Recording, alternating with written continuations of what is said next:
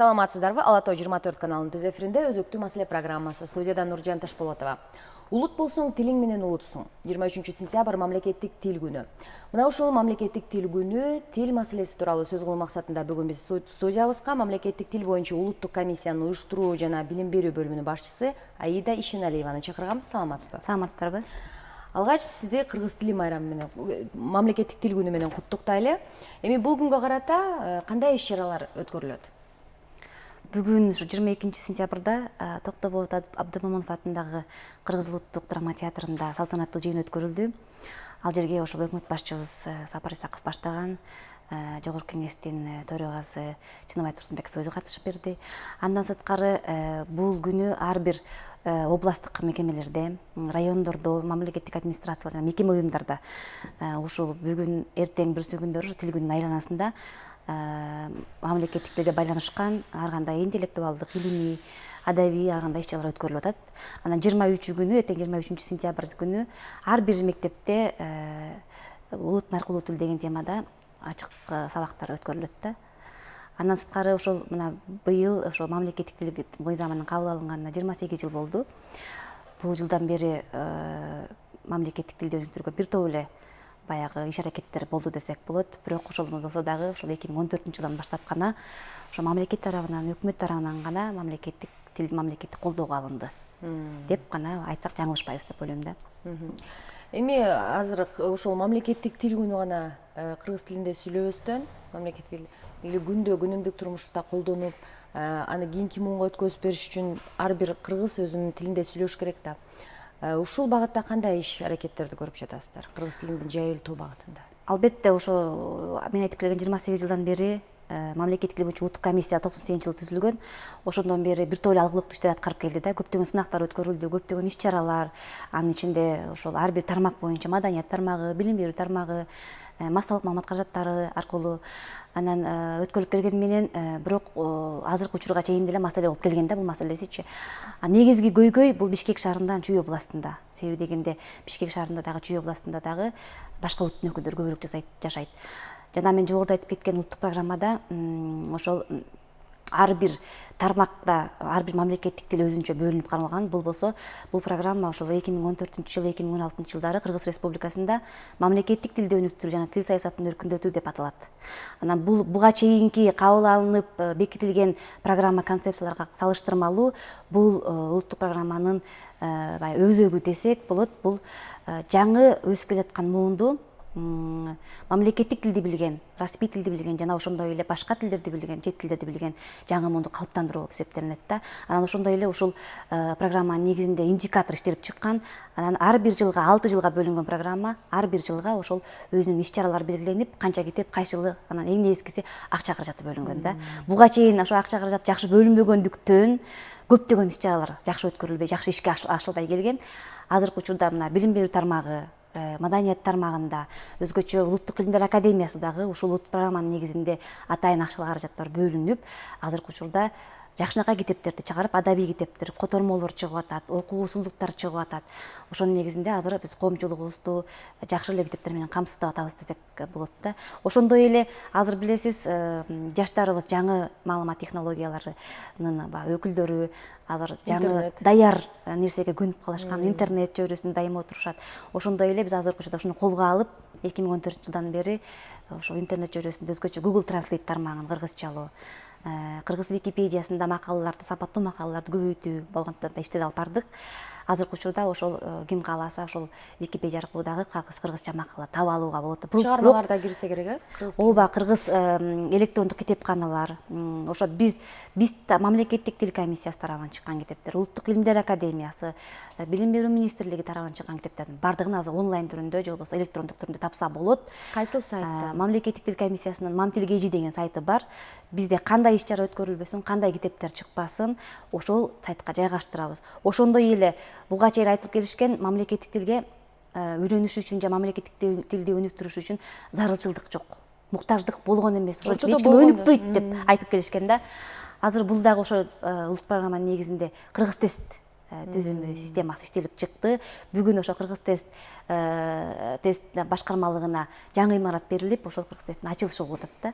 Анан бул эмне деген Кыргыз тест болушу мүмкүн? Бул болсо ошо буга чейин эч кимди мамлекеттик тилде, кыргыз тилинде канчалык сүйлөй алат деген эч ким текшерген эмес. Ал эми бул башка элдерде, чет өлкөлөрдө жакшы ишке ашкан, эл аралык деңгээлде иштелип чыккан программалар бар. Ошонун негизинде бизге да иштелип чыкты. Ар бир мамлекеттик кызматкер 2018-жылдан баштап өзүнүн тиешелүү адистигине жараша мамлекеттик тилден тест тапшырып баштайт. Ошондой эле кайсыл деңгээлде болбосун бардыгы мамлекеттик кызматкер. Албетте бул Кыргыз тестте 6 деңгээл белгиленген. Эң жөнөкөй деңгээли А1, А2 деңгээли, Б1, Б2 деңгээли, орто деңгээли жана С1, С2 деп. Мисалы үчүн кыргыз жарандары, өзгөчө жетекчилер С1, С2 деңгээлинде билиш керек. Андан кийин башка улуттун өкүлдөрү А1, А2 деңгээлинде билиш керек. Киргиздерибиз жана Чүй облусунда Бишкек шаарындагы киргиздерибиз азырынча ошол Б1, Б2 деңгээли деп атабыз. Бирок ошол эле учурда окутуу башка тилде жүргүзүлгөн мектептерде мектептердин бүтүрүүчүлөрү Б1 деңгээлинде билип чыгыш керек. Демек, жогорку окуу жайына Б2 деңгээлинде барыш керек да. Ушунун баарын азыр буга чейин китептерде методикалар иштелип чыкты, семинарлар өткөрүлүп, 2018-жылдан баштап гана бул талап кылып баштайбыз да. Себеби андан сырткары мамлекеттик тил сайтында жайгаштырдык аралыктын окутуу дегенде. Мисалы үчүн китептерде чыгып атат, иш кагазда жүргүзүү боюнча китептерибиз дагы бар, электрондук китептерибиз дагы бар, сөздүктөр чыгып атат. Ошондой сырткары эле баягы кимдин убактысы болбосо, ким кааласа, ошол сайтка кирип, аралыктын окутууну ачып, интернет аркылуу өзүнүн баягы текшерип алып, биринчи кыргыз тест аркылуу кайсы деңгээлде өзү билет, ошол аркылуу баягы Б1 деңгээлинде, Б2 деңгээлинде, С1 деңгээлинде, С2 деңгээлинде үйрөнүүгө шарттар түзүлгөн. Эми буга чейин ошол мисалы мамлекеттик жогорку деңгээлде президенттикке аттанган талапкерлер гана тапшырып келген да мамлекеттик тил. Демек, мындан ары мамлекеттик кайсыл деңгээлде кызматкер болсун баардыгы билиш керек турбайбы? Бул да жакшы талап экен да, демек кыргыз тилин өнүгүш үчүн. Эми жана айтып калбадыңызбы, шаардыктар көбүнчө кыргыз тилинден аксап калганын. Эми ошого карата кандай бир мектептерде программалар жетишерлик деңгээлде киргизилгенби кыргыз тил программасы? Же аздыгынан улам ушинтип баягы жаштар арасында, мектеп окуучулары арасында кыргыз тили жайылбай атабы? Албетте, мисалы үчүн Кыргызстан, Казакстанды же Өзбекстанды алсак, коңшу өлкөлөрдү, ал жерде эгер 6 күндө сабак өтүшсө, мектепке барышса, ошо 6 күн бою сабак өтүлөт да, казак тили, өзбек тили, мамлекеттик тил катары. Ал эми бизде дагы мамлекеттик сабак киргизилген. Мында 28 жылдан бери мамлекеттик тил сабагы өтүлүп келет. 1-класстан баштап 11 класска чейин. Бул кыргыз тил мектеби, кыргызча мектептерде? Жок, бул окутуу орус тилинде, өзбек тилинде, тажик тилинде жүргүзүлгөн мектептерде бар. Анан бирок эң эскиси ошо азыр азайып кетти чындыгында. Кыргыз тил сабактары муну көбөйтүш керек. Адабият сабагы бар. Мисалы үчүн 11-класстар 2 саат окушат да. Ал эми бул жетишсиз болуп атат.